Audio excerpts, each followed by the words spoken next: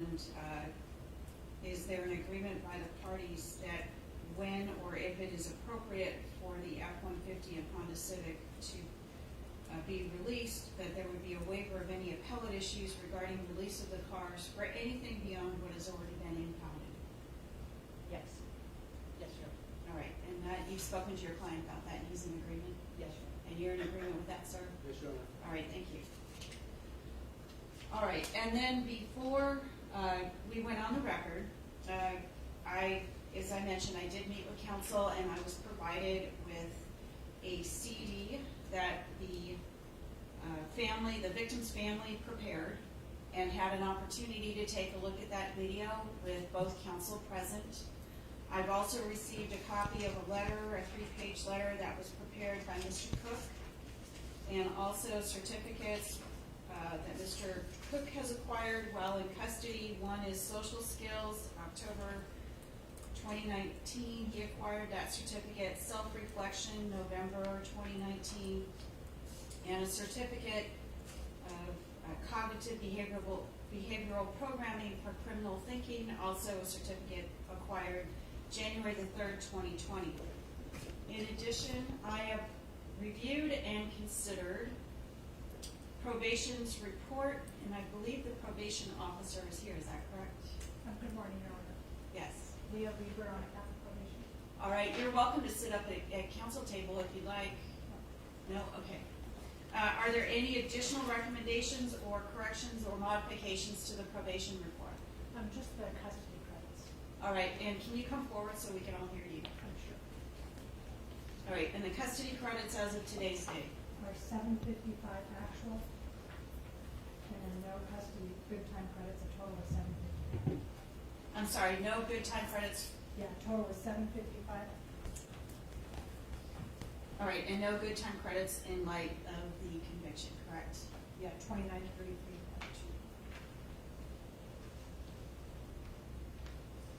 All right, does anybody want to be heard on that particular issue?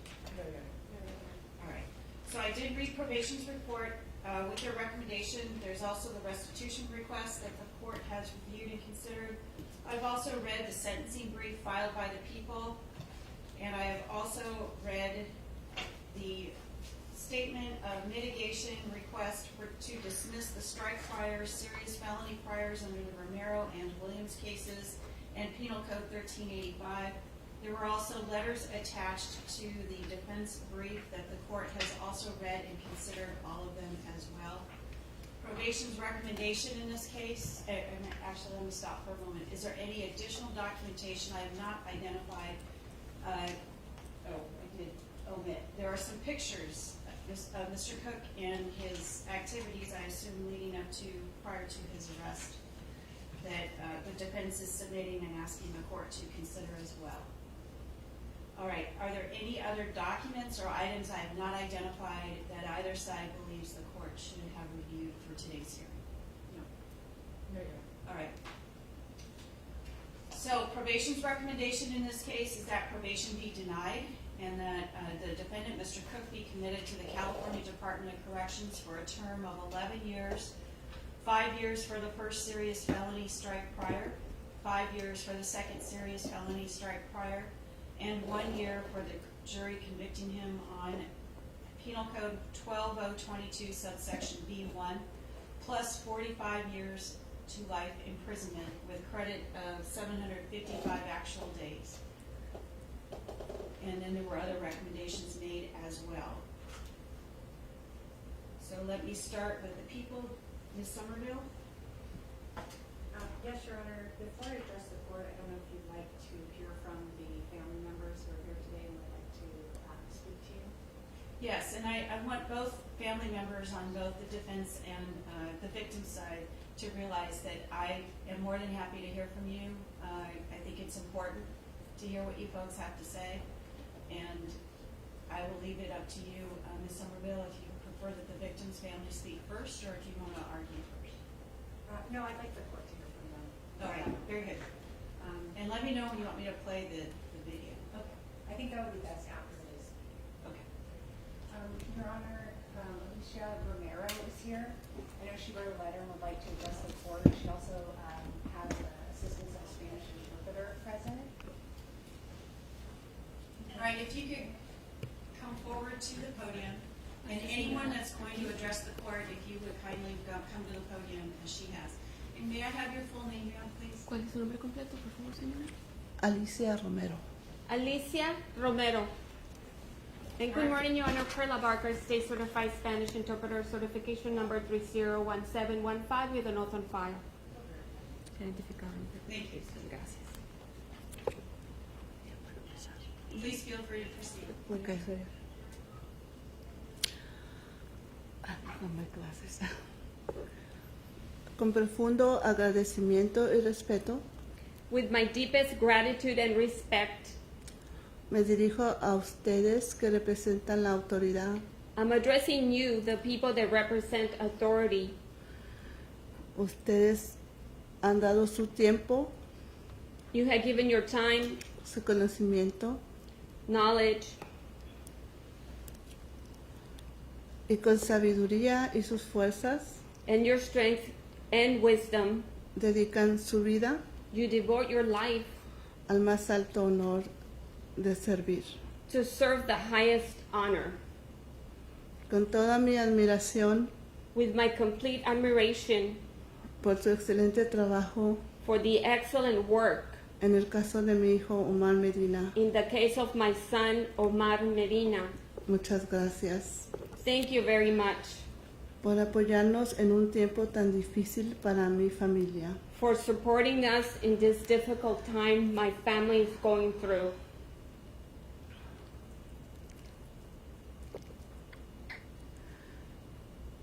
Mi Biblia dice My Bible says, que no hay autoridad sino la de Dios.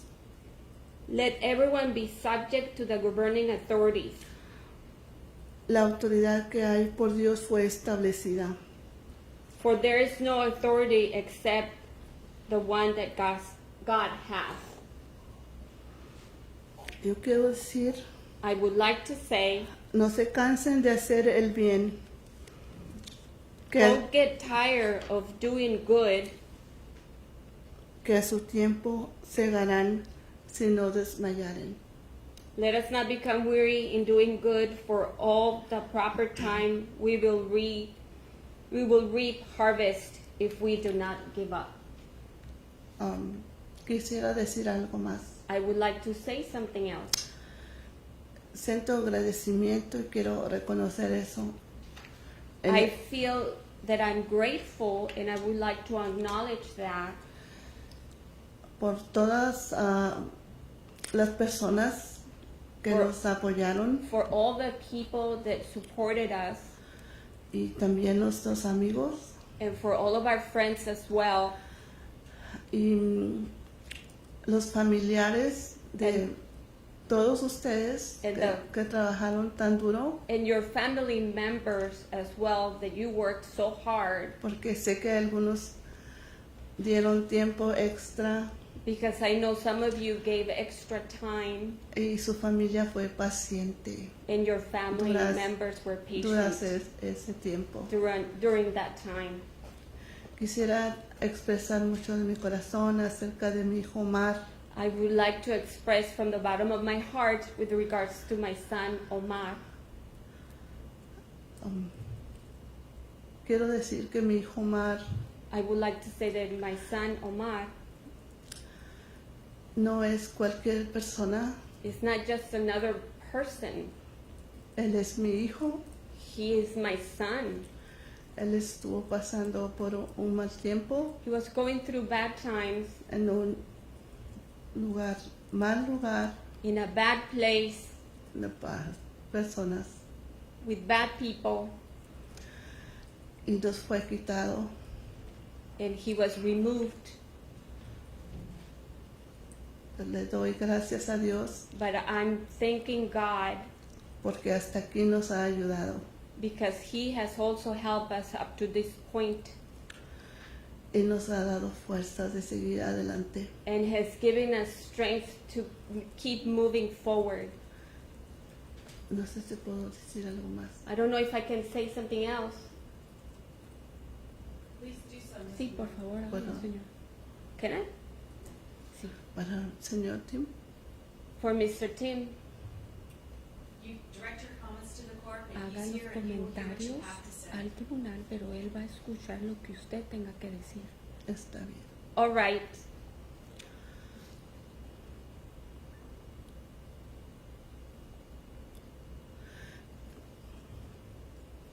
Hoy se termina este juicio con la sentencia. Today is your sentencing, and this trial is finished Para el señor Tim, for Mr. Tim. pero yo le quiero decir But I would like to tell him, que habrá otro tribunal but there will be another trial al final de nuestra vida. at the end of our lives. Y yo conozco, And I know la Biblia me enseña the Bible teaches me que si se arrepiente that if you repent mientras él tenga vida while you're still alive y confiesa a Dios, and confess to God se arrepiente.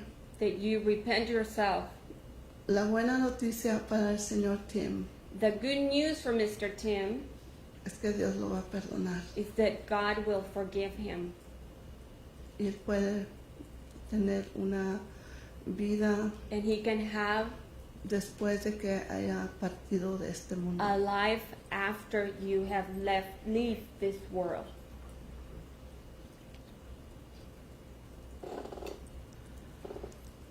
Es difícil, It is difficult.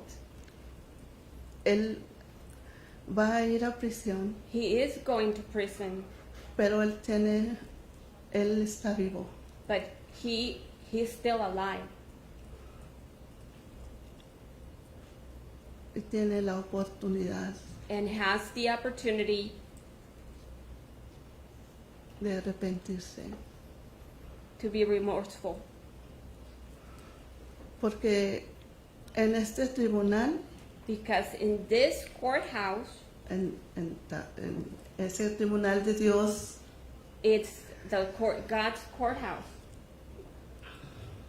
no se necesita testigos, You don't need witnesses porque Él todo lo sabe. because he knows everything. Pero Dios es bueno, But God is good porque para todos es la promesa, because he is the promise for everyone. para los que están lejos y cerca, For those who are far away and close, donde Él vaya a estar. wherever he would be.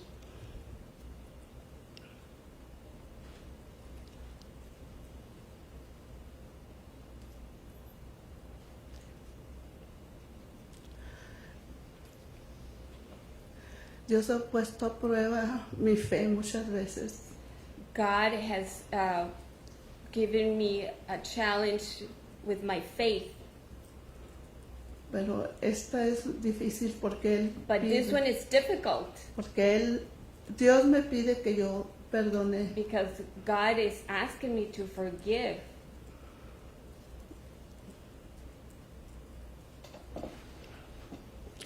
es difícil para mí perdonar It is difficult for me to forgive como persona, como humana, as a person, as a human being, pero puedo decir que en el nombre de Dios but I can tell you that in the name of God, yo puedo perdonar. I can forgive.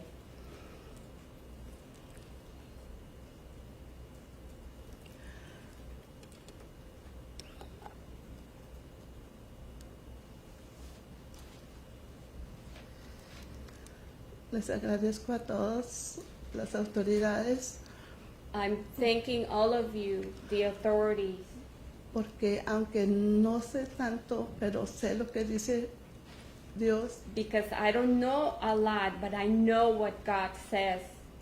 que Él da la sabiduría He a gives you wisdom a los hombres, to man, y yo les agradezco and I am thankful a ustedes como autoridad to you as authority por ser obedientes al llamado de servir. Because you're obedient and you serve. Y estoy maravillada de lo que he visto, And I'm amazed of what I've seen, de lo que he escuchado what I have heard, y del trabajo que se hace. and the work that is done. Yo nunca había conocido. I was never aware of it. Muchas gracias. Thank you very much.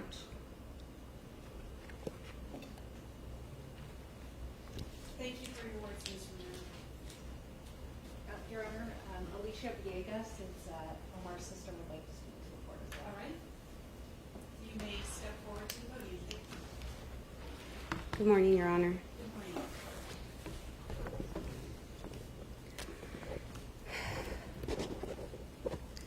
First, I would like to thank the court for this opportunity. I know that most of us at some point desire the opportunity to say some words to a person who has caused us so much pain.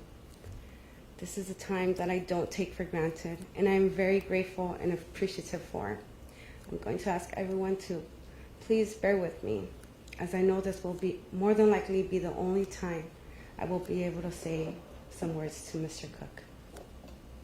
Before I do, I would like to thank everyone who made this moment possible for my mom and me. I am very grateful for the hours and work that the DA's office and investigators dedicated to this case. I am beyond thankful for Ms. Somerville. Ms. Somerville, I would like to thank you for the professionalism and integrity you have shown in your profession. I know that you take your job very serious and that you work on each case you are given with the same dedication. But I take what you did for my brother very personal. I don't believe in luck. I believe in purpose, opportunity, and free will. I thank you for living out your purpose and becoming an attorney. I'm so glad for the choices you made that led you here. I am grateful for every hour you spent on becoming an attorney, for the minutes you spent studying for the bar exam, and for every last second you spent on Omar's case. I know to you this may seem like you're just doing your job, but I know Omar would be extremely proud to know that God chose the most perfect person to be his voice. I would also like to thank the Chula Vista Police Department Crimes of Violence Unit for being my brother's strength and helping us find answers to ultimately help us find closure.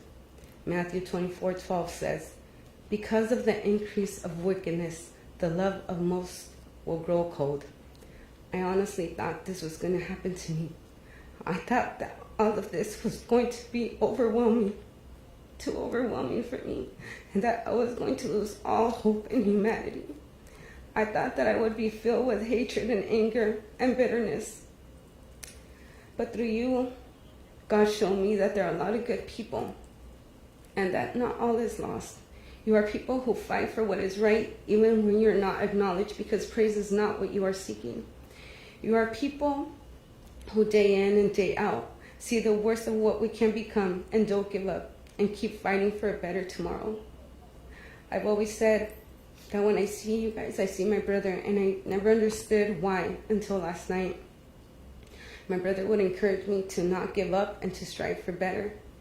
Even when he would be the one to make me so upset and he could see how frustrated I was, he would say, "Don't give up, Alice, we're gonna be okay." I miss him telling me that, because no matter how upset I was, that always gave me hope and something to look forward to.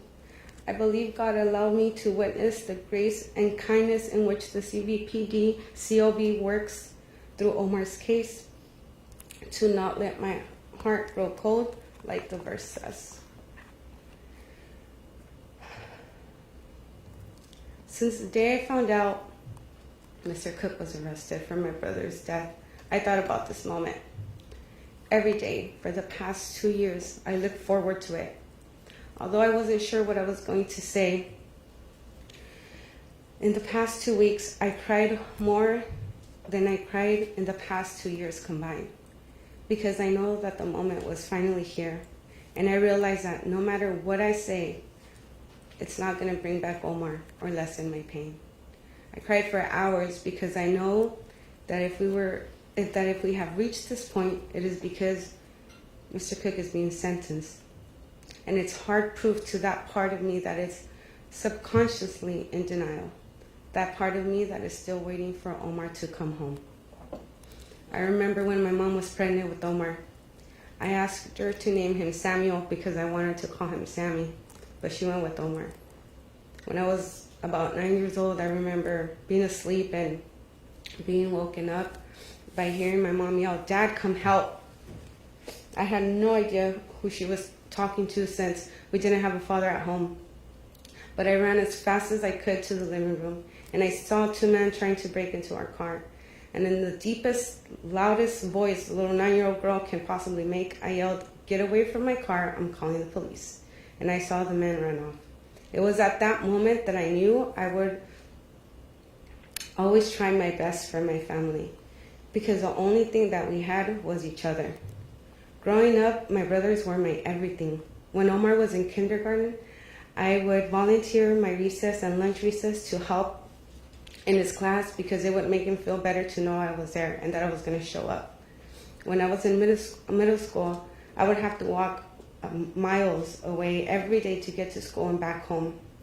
My mom would give me money for a monthly bus pass, but since we didn't have a lot of money, instead I would go to the store and buy my brothers chips, cookies, and other snacks because that would make them happy. I started working at the age of 16 to help my mom because I never wanted my brothers to worry about food, rent, or clothes. When it was take your child to work day, I would always take Omar with me because I wanted him to see that what I did for them, I did it with pride. When Omar got older and needed his space, I gave him my room and I would sleep on the couch. I always made sure he had the clothes and shoes he wanted for school. Omar was more than a brother to me, but unfortunately, I wasn't always there to protect him. One thing I do know about my brother, though, is that he was no coward. I'm sure he fought to the end, even if it cost him his life. But I know that he would never let anybody take advantage of him. At the end, nothing was gained, but freedom was lost. I wonder why Mr. Cook did it. I wonder what's behind the superficial motive. What is the root? What is it inside his heart that is so hurt, so distraught, or so broken that he would have the desire or need to kill someone? Or what makes him think that he has the right to take someone's life? It actually makes me sad. It doesn't make me hate him. I wish I could say, yeah, I hate and, live on that emotion. But it makes me sad to know that my brother lost his life because of somebody's hurt and brokenness. I'll probably never know the answer to that, and that's okay. One thing that hurts me the most is that you took my kid's closest uncle. Giving the news to my kids was one of the most difficult things I have ever had to do. And as hard as that was, it was nothing compared to what I had to see my mom go through. I couldn't even be a grieving sister. I had to be a daughter who was there for her mother. My husband, my kids, and I had to sleep on my mom's living room for 3 months straight because we couldn't leave my mom alone. I don't know if you've ever heard a cry of a mother after she's found out that her son is dead. I could still hear my mom calling out his name as loud as she possibly could. I came to every possible hearing I could, just so that I could prove to myself that the words that I'm going to tell you next are not out of ignorance, but are said after knowing every possible detail available to me of what you did to my brother, and that is that I forgive you. And I know that my forgiveness probably means nothing to you, because it really can't do anything for you. It can't deliver you, and it can't free you. It could only free me. But there is a forgiveness that can free you, and that is the forgiveness of God, Jesus Christ. Someone once asked me, how can you say that you forgive this man? It's like you're saying you're okay with the fact that he killed your brother and that you're going to treat this like if it never occurred. However, that is not the definition of forgiveness.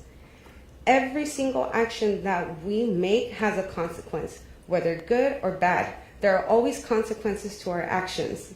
How would you feel if someone walked in this courtroom right now at this moment and would ask the judge, tell the judge, I'll do Mr. Cook's time, please let him go. That is what God does. He takes our place. Things just don't disappear. One day, like my mother said, we will be in front of a courtroom just like this one, and the main witness who would have seen everything will be the judge. On that day, no amount of simple grain can help you cover up or remove Omar's blood. God's justice isn't blind. It sees it all, and it weighs the heart of men. Honestly, I am able to forgive you because I am more concerned of what I'm going to answer on Judgment Day for my actions than what you're going to answer for yours.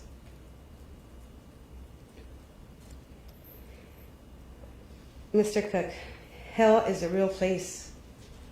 It is.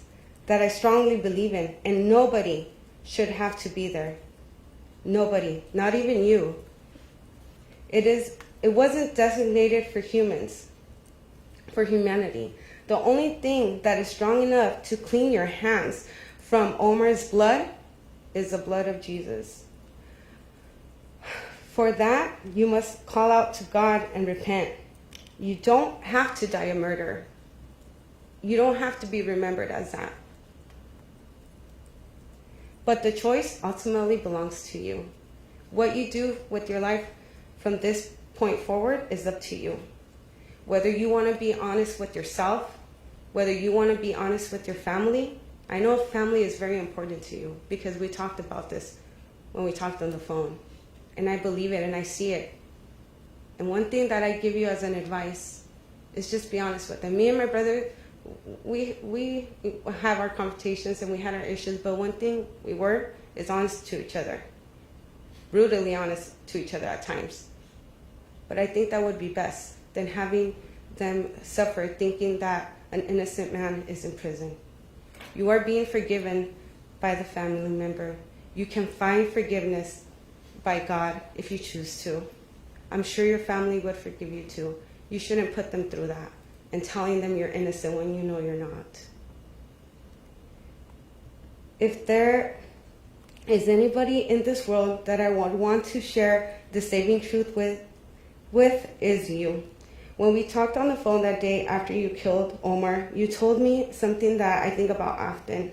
I know you could sense the desperation in my voice for me to find him because you told me, Omar is really lucky to have you and your mom. Yet you had no compassion for me because you didn't give me any information of his whereabouts. Although your intention was for us to never find Omar, God heard my desperation, and he did answer me. I thank God with everything inside of me for his goodness and mercy, and that God revealed where he was. That was the hardest thing, not knowing where Omar was during the time he was missing. That pain, I can't compare it to anybody. Can you imagine having detectives show up to your house and tell you that your brother was found in a barrel and finding relief in that? That's how desperate I was just to know where my brother was. This dress that I have on is what I wore to my brother's burial. And it's a reminder to me that God is real. And he knew where Omar was at. I asked God, I said, God, you know everything.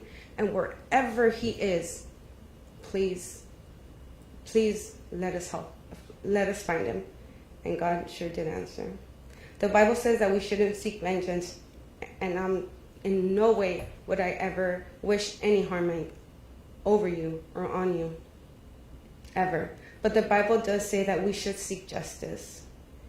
It says that we should forgive, But it also says that if you have something against your brother, to talk to them about it.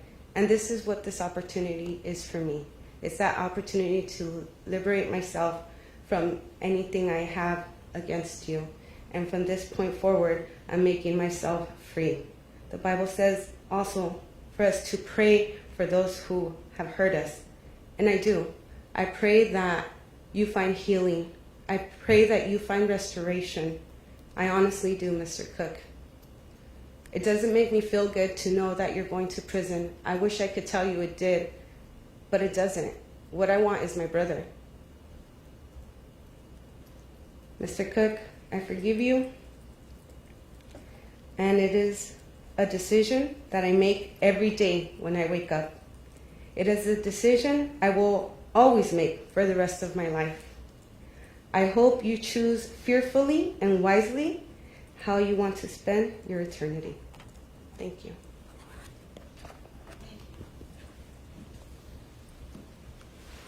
Your Honor, I don't know if this would be a good time to play the video that the family has put together. All right, let me ask, are there any other members of the victim's family, of Mr. Medina's family, that wish to address the court that have not already done so? Play the video?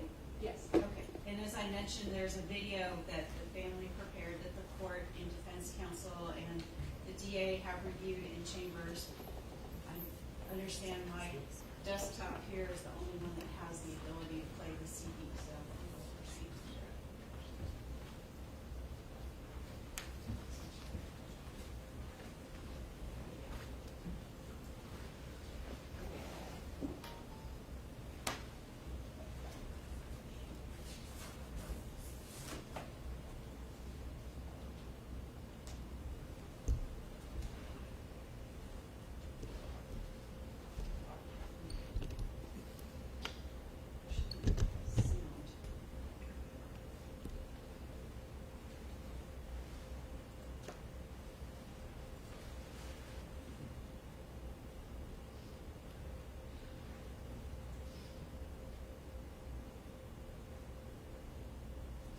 There's sound to this, but I don't know why we don't have it. My apologies.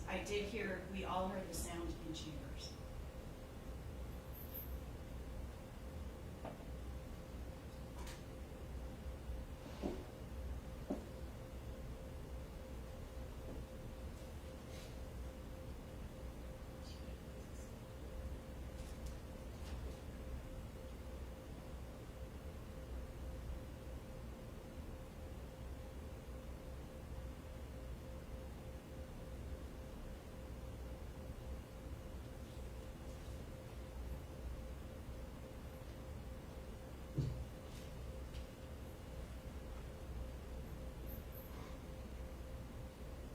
I'm going to see if I can fix the sound, but my apologies, but it may be that my regular desktop is on mute, which of course it is. Okay, let's try it from there. My apologies. If that doesn't work, then I don't know how to do this.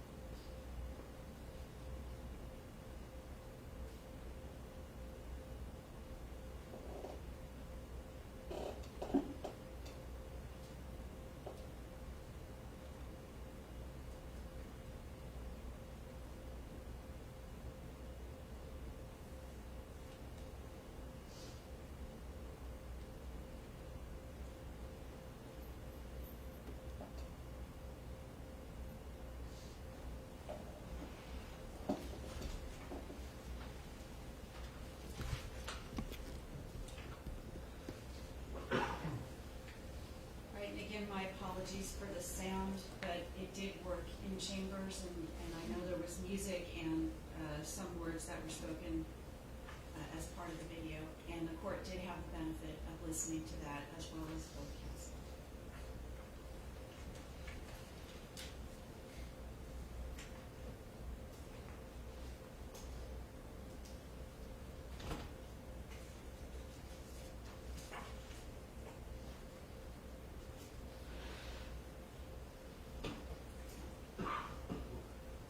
Right, Ms. Somerville, is there anything further? Your Honor, I'd just like to address the Romero motion, and I don't know if you'd like me to do that this time, or... Why don't we hear from the defense side of things, and then we'll address the argument on the probation recommended. Right, so does the defense want to be heard? Yes, Your Honor. We are, the defense is respectfully requesting that the court impose a sentence of 16 to life for the reasons that we stated in our statement of mitigation and the attached letters. As noted therein, Penal Code 1385 grants the authority to the court to dismiss or strike priors and serious felony priors. The strike priors are governed by case law in Romero and Williams as cited in our papers, and the serious felony priors was due to a recent change in the law in 2019. And the defense is asking you to strike both of his strike priors and both of his serious felony priors to grant him the 16 to life. The court does have the authority to grant some or strike some and not do all, or any combination. And this would be the minimum sentence. It does not mean that he would be released after serving that period of time. Simply, he would be eligible for the parole board to review whether or not he should be eligible or whether or not he should be releasable. And we did cite some of the things that the parole board considers in making that determination in our brief. The prior strikes are remote in time. One is from 1992 and the other is from 1997. And we do believe that the maximum punishment, as noted in the probation report, of essentially 11 years plus 45, 46 to life, so it'd be 56 to life, is disproportionate to the severity of the offense and his criminal history. Mr. Cook has demonstrated a willingness and ability to be a productive member of society. While he was out of custody, he was working. He was a family man, very close with his family, volunteer work, and church. As noted in the statement of mitigation and outlined in the brief, Mr. Cook did have a tumultuous childhood, to say the least. His family has been present all throughout. His family is present today. His mother, Ramona Quillen, his father-in-law, Jerry Quillen, his brothers, Gregory Cook and Stephen Cook, and his father, Tom Cook. He did have other family members present throughout the trial. His girlfriend, his mom, his father-in-law, his dad were here nearly every day. His sister, his uncles, and his brothers were here when they were able to. There were 7 letters that were attached to our statement of mitigation that I know Your Honor read, and we did have some certificates that were presented today, and the photos that were presented today are with some family and friends, but also are evidence of the volunteer work that he did in the animal sanctuary when he was living up in Oroville. It has been very difficult for his family and friends to write letters and even address the court given the circumstances in this case and the conviction.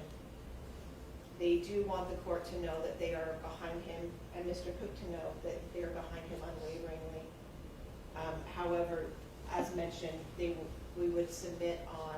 family would submit on what was provided in the statement of mitigation, but just let the court know that they are all here in his full support. Mr. Cook did also write a statement to the court, and he indicated that it would be difficult for him to be able to get through it, so I will read it on his behalf with the court's permission. Yes. Responsibility, remorse, and contention statement by Timothy J. Cook, 1/6/2020. To Your Honor, Judge Carolyn Coyote. First and foremost, I need to thank my family and friends for their support and for believing that I am innocent against the charge of murdering Mr. Omar Medina. I know with 100% certainty that I did not murder Mr. Medina, and the Deputy DA still has not shown that I committed an act that caused his death. However, what I am responsible for is concealing and depositing Mr. Medina in the San Diego Bay's J Street Marina on October 11, 2017 in Chula Vista. But to convict me for his murder is an absolute perversion of justice. You are convicting the wrong person. What happened to Mr. Medina was an atrocious, heinous, and capricious act of barbarism. I can't even imagine the impact it had on Omar's family. And I absolutely agree that he did not have to die the way that he did. His death was an absolute shock to my conscience. I truly, honestly apologize for not calling the police when Omar was killed. I knew as a citizen my civic duty was to report his murder to law enforcement, and I struggle morally every day for not having done so. A decision I made against my better judgment, and for that I am sorry.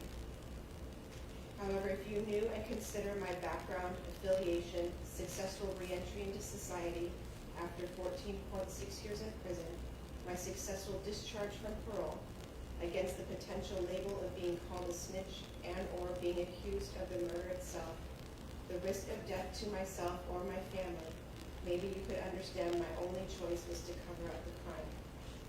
Call it stupidity, call it illogical, call it loyalty, call it being scared to death, or call it what you will, but to safeguard myself and my family, I did what I had to do.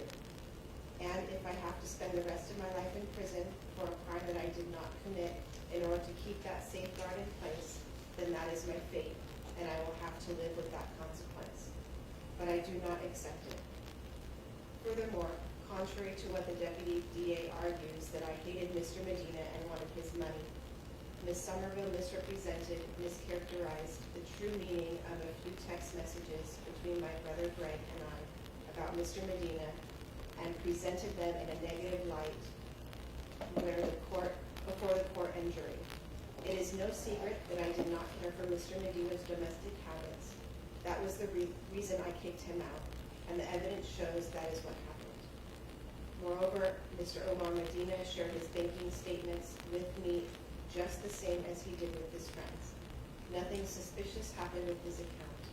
I did not hate Mr. Medina, nor did I want his money, nor did I want him dead.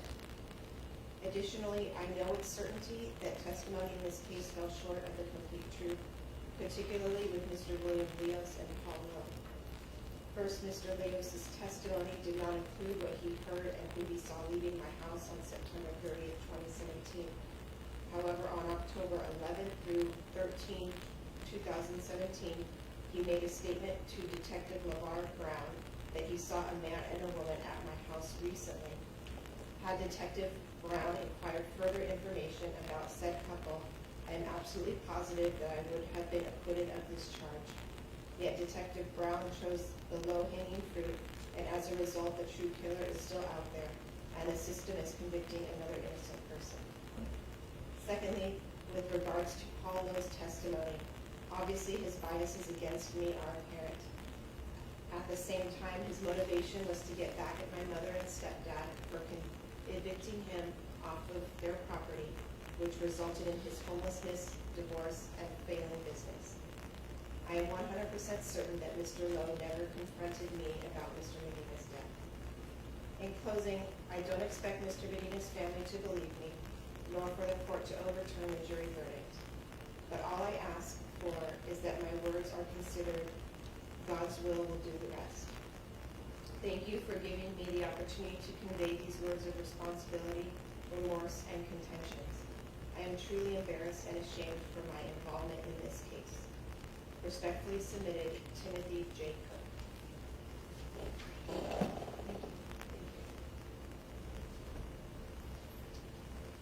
Ms. Somerville, did you want to be heard on the argument? Yes, thank you. Your Honor, we believe that there are absolutely no mitigating factors in this case. The court should not strike,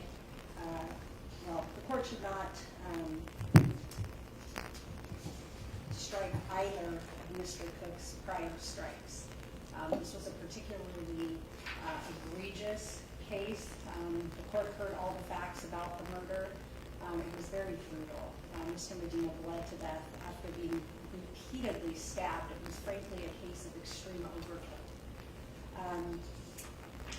But to go to the sentencing factors, and specifically the factors in aggravation that apply to this case, when you look at obviously the nature of how the murder occurred, you look at what was done in an attempt to cover up the crime, it's fairly sophisticated, and that's not surprising given the fact that Mr. Cook has a very extensive criminal record. You would assume that someone at the age of 52, their criminal activity would possibly go down. Mr. Cook has only gone to the extreme level. He started out his criminal history as a petty thief and stealing cars.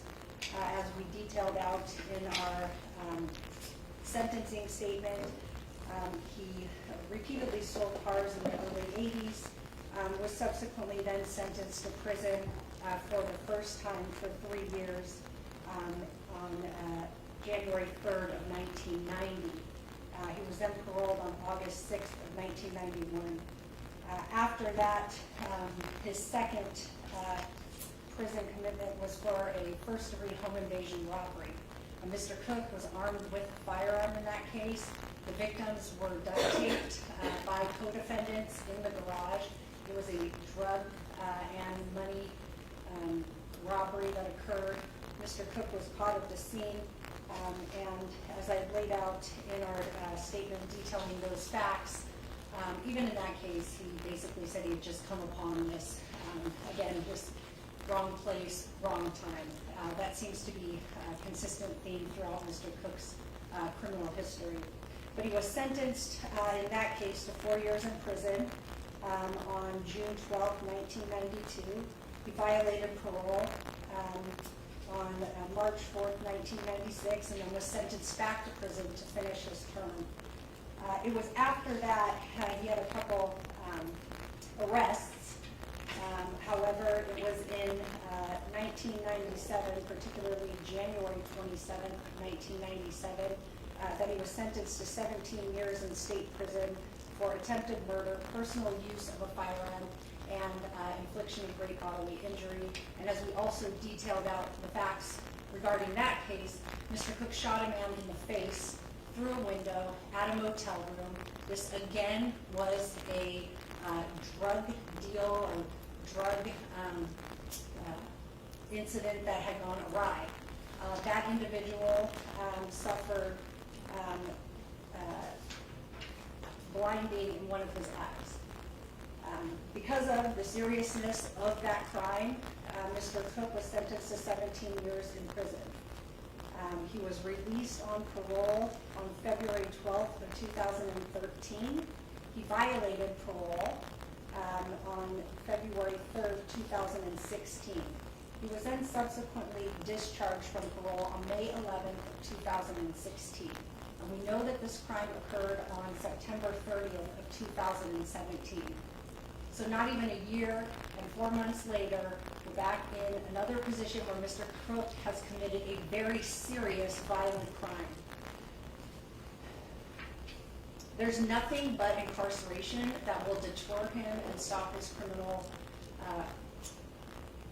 the crimes that he commits. I mean, we're here now, he committed a brutal murder. The evidence was overwhelming of his guilt. There's nothing that would suggest that the court should take into consideration striking the strikes in this case. Mr. Cook is a poster child for the 3 strikes law. He needs to be taken out of society in order to protect future victims. There have been a weight of victims in his path, culminating in this particular moment.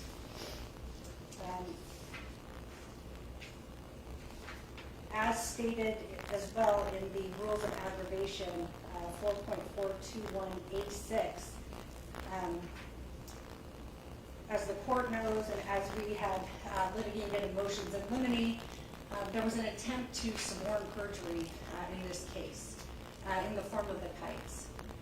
to have an individual give a false, albeit alternative explanation for why that barrel was in the back of that truck. That is something that obviously the court should not take lightly. The fact that that was being done while Mr. Cook was in custody with the assistance of family members is just another indication of Mr. Cook's attempt to cover up this murder and get away with it. That is a factor that the court can take into consideration when deciding exactly what the sentence should be and what is appropriate. So, Your Honor, we would ask the court to follow probation's recommendation. It is appropriate. We do believe that Mr. Cook should be sentenced to 56 years to life in prison, given his lengthy criminal history, given the fact that his crimes have increased in seriousness and violence throughout the course of his adult life. At this point, there really is no rehabilitation. The first and foremost consideration should be protecting society and punishment of the defendant. Thank you. Thank you. Ms. Oyen, did you wish to respond? As Ms. Somerville noted, Mr. Cook does have a prior criminal record. The two crimes that she discussed were the two strike priors, which are also serious priors. But the other felonies involve vehicle theft and I think an escape from work. So to say that there is an extensive criminal history, I think is not wholly accurate. I would also like to point out that his last offense was in 1997. I know that he was incarcerated for a chunk of time following that and did have a single violation of parole subsequent to that. However, that was over 20 years ago now with no law violations prior to this case. And we would just request that the court consider our prior comments and everything contained within our statement of mitigation. I did also want to note regarding probation's recommendations, the restitution fine pursuant to Penal Code 1202.4 subdivision B, probation is requesting that the court impose a $10,000 fine. We are requesting that the court reduce that fine to the minimum of $300 or at least much lower than $10,000. The restitution in this case is $437.45, which is a large amount. And the restitution fine pursuant to 1202.4B is in the discretion of the court, and the inability to pay can be considered in imposing whatever the court imposes. He won't be able to really pay much being in custody.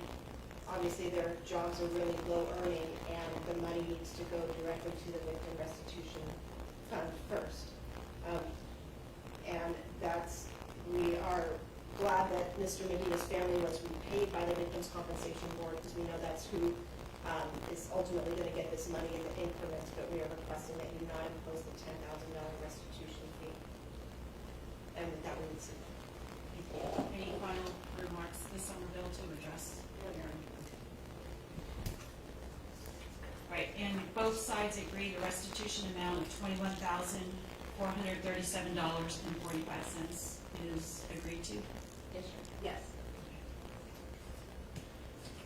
All right. As we know, the jury has found beyond a reasonable doubt that defendant Cook is guilty of second-degree murder of Omar Medina. This trial took approximately 4 weeks of presentation of evidence. The jury deliberated for approximately 4 days, had several readbacks, was provided the opportunity to review all evidence during the deliberation process.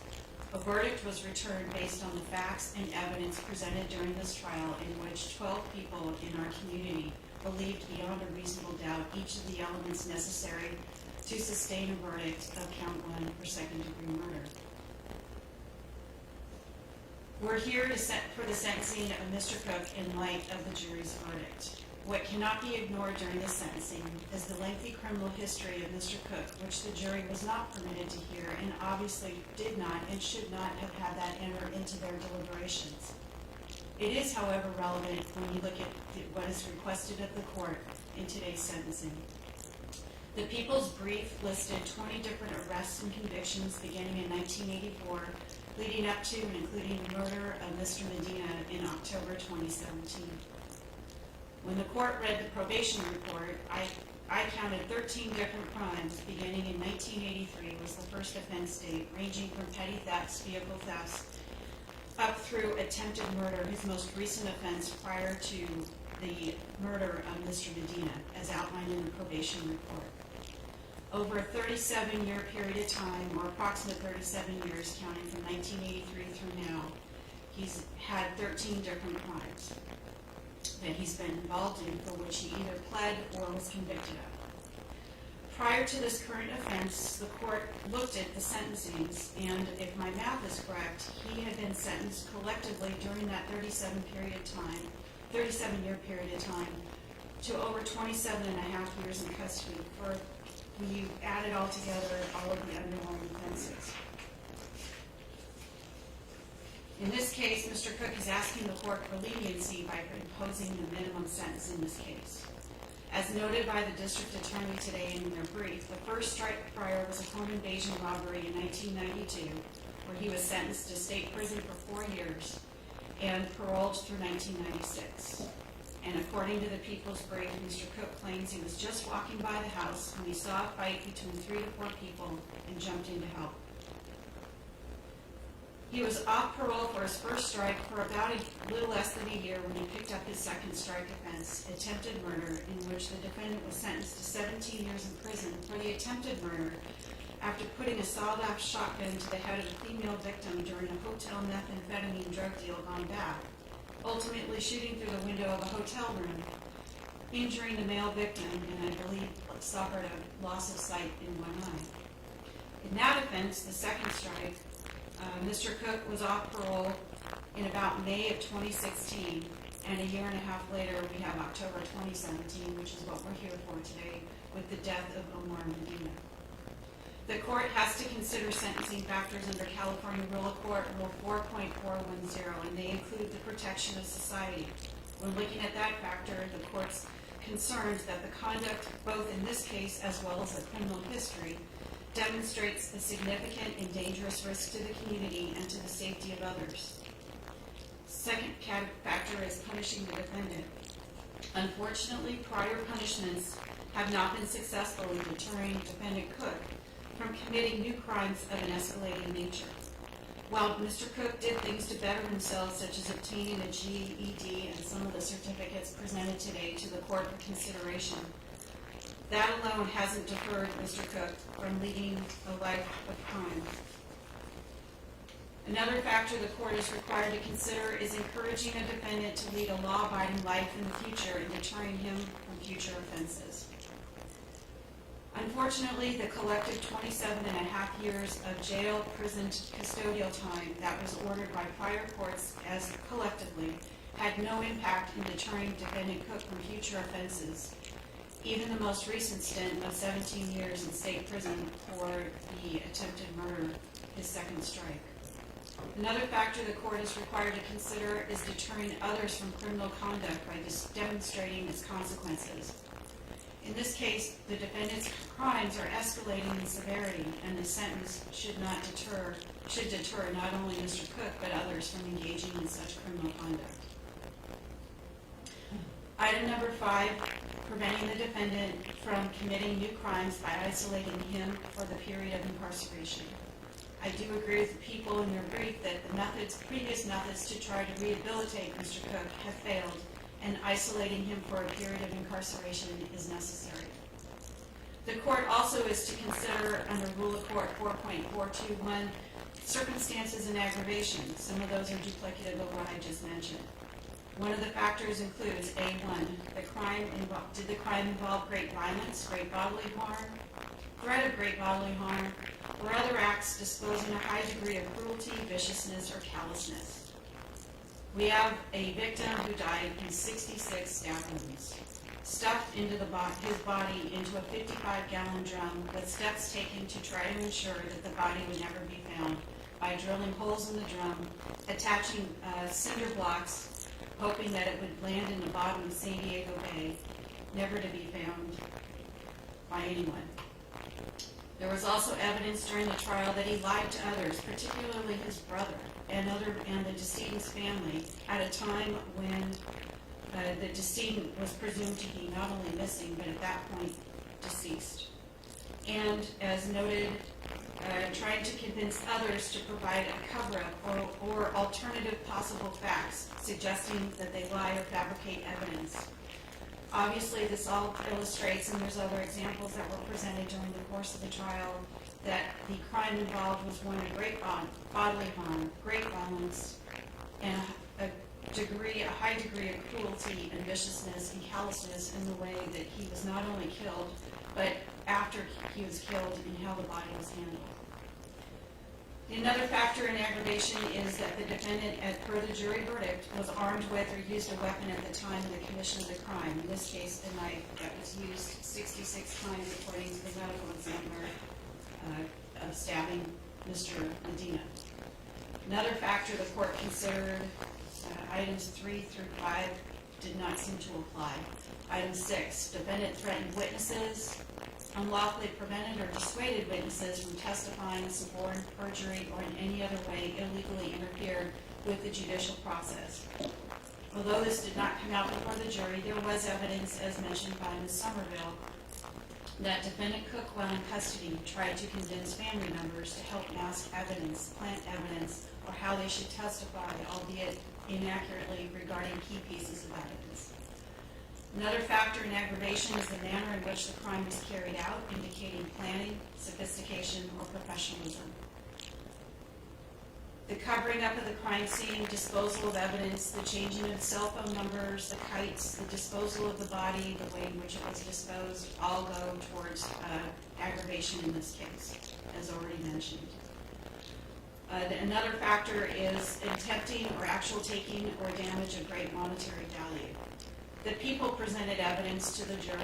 It's not clear what impact that had, but there was evidence before the jury that the defendant had knowledge of the victim's $80,000 in a checking account, and the defendant had in his possession the information needed to access that account. I will clear it that it was clear, though, that he did not actually access the account. That was from the evidence. Other factors in aggravation include regarding the defendant himself. One of the factors is the defendant has engaged in violent conduct that indicates a serious danger to society. I've already gone through the criminal record. I summarized it. The probation report further outlines in greater detail, starting on page 10, his prior criminal record. And obviously, stabbing a victim 66 times is violent conduct, amongst what I've already mentioned. Another factor the court is to consider is his prior convictions as an adult or sustained petitions in juvenile delinquency proceedings, which are numerous and increasing in seriousness. I've already referenced that previously. Has he served a prior prison term, subdivision B3, in prison or county jail? He's had 3 prison terms, prior prisons, one in January of 1990, in which the 3 vehicle theft cases he spent time in state prison for. The first strike offense in June of 1992 for a home invasion of 4 years, and then 17 years he was sentenced to for the attempted murder second strike. Another factor the court is to consider in aggravation is that the defendant was on probation, mandatory supervision, post-release supervision, or parole when the crime was committed. He was not on any of those at the time that this offense was committed, but as I've noted already, it was a very brief, relatively speaking, period of time between the first strike and the second strike when he was off parole, and the second and the third strike.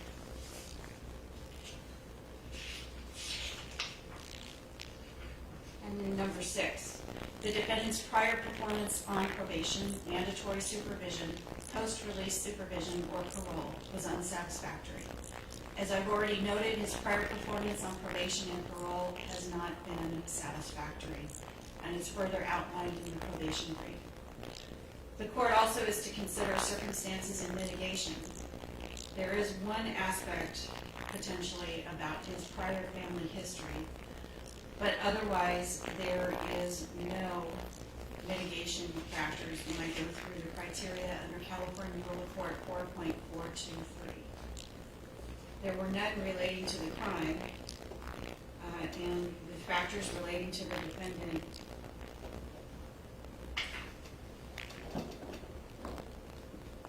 There wasn't any, although the court notes that the defense did present evidence of his family background and his criminal. So having said that, in looking at the facts of this case, the sentencing objectives, the factors of mitigation and aggravation, there is no reasonable, justifiable basis for which this court would strike any priors under Romero or Williams or under Penal Code Section 1385. They're not remote in time, the first and second strike, as noted. He went from one strike to another with less than a year and a half in between from the time he finished being on parole from one strike to the second strike to the third strike. So from looking at the case law, it would not be appropriate for this court to grant the defendant's request.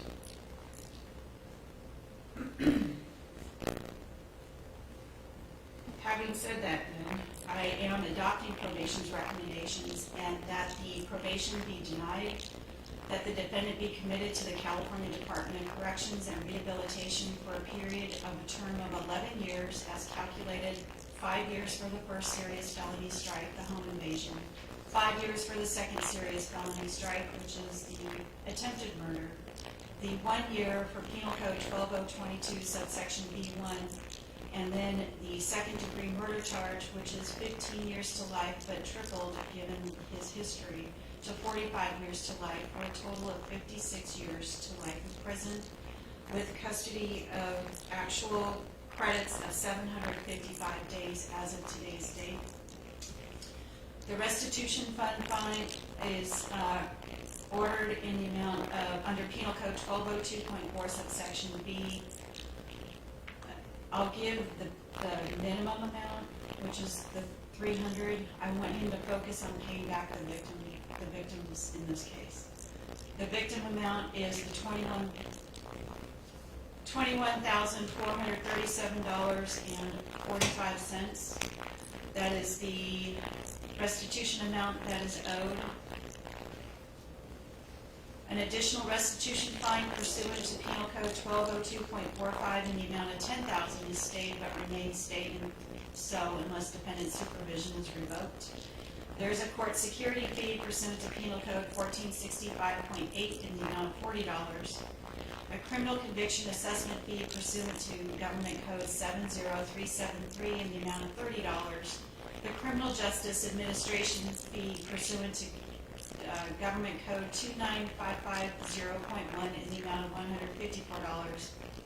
And as I already noted, to pay restitution pursuant to Penal Code 1202.4 subsection F to the Victims' Compensation Program in the amount of $21,437.45 regarding claim number A17-6661524 for funeral expenses, A17-6662464 for Ms. Romero's expenses, and A17-6669832 for Ms. Villegas, subject to modification by the court. All fees, fines, and restitution shall be paid forthwith as provided under Penal Code Section 2085.5. Anything further from either side? No, Your Honor. All right. Good luck to you, Mr. Cook, and to Mr. Medina's family. I send my condolences to all of you, and good luck to everyone. Thank you. Thank you. We're in recess.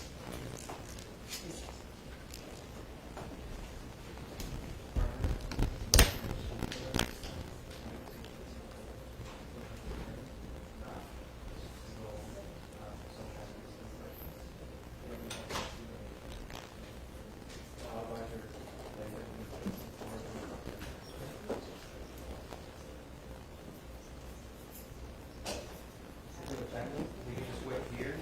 Is that straight?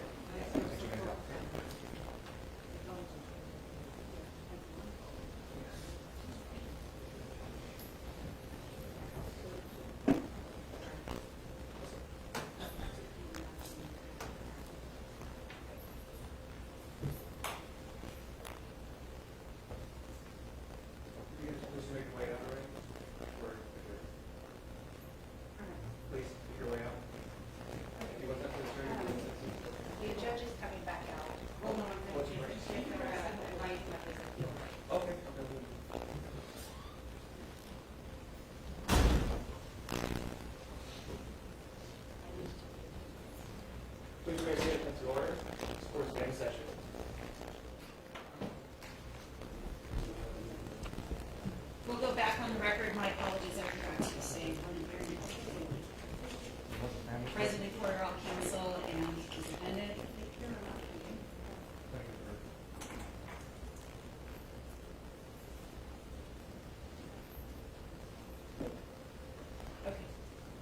right, Mr. Cook, my apologies to you and to the Medina family. I do need to give you your appeal rights admonition. It's my duty to advise you of your appeal rights. You have the absolute right to appeal from the judgment of this court in imposing sentence on you today. That means if you wish to appeal, you must file a written notice of your intention to appeal within 60 days from today. An appeal that is not filed within 60 days shall be void and of no effect. The notice must be in writing, signed by you or your attorney or both of you. It must specify what you are appealing from, whether it is the whole judgment or just part of the judgment. If you do plan to appeal and do not have the financial ability to retain the services of an attorney to represent you on appeal, the appellate authorities will appoint counsel to represent you. In that regard, it is your obligation to keep the appellate authorities advised at all times of your current residing address so that they can be in touch with you to advise you of your appointed counsel. Do you understand your appeal rights, sir? All right, thank you, Mr. Cook. All right, anything further? No. Thank you. We just had a request off the record. Okay. All right, so if there's nothing further now, we'll go off the record. All right, thank you.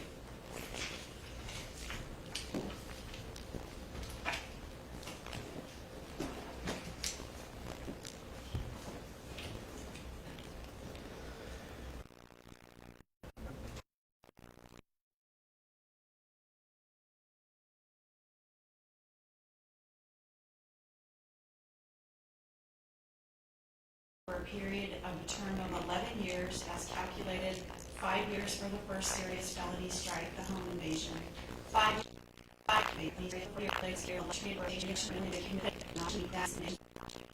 recommendations, and that the probation be denied